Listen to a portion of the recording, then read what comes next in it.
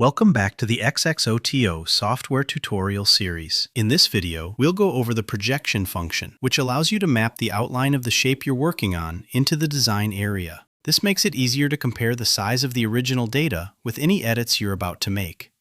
Here's how to use the projection function. 1. Select the shape you want to edit. 2. Click the projection button.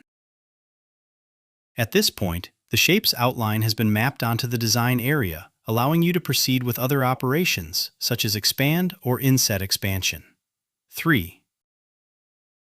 If you want to cancel the projection, simply click the projection button again to remove the outline.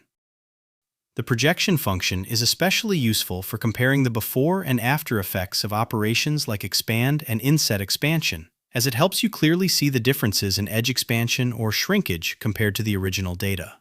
That's it. Now you know how to use the projection function to easily compare edits with the original data. Be sure to check out our other tutorials for more tips and techniques with XXOTO software. Thanks for watching.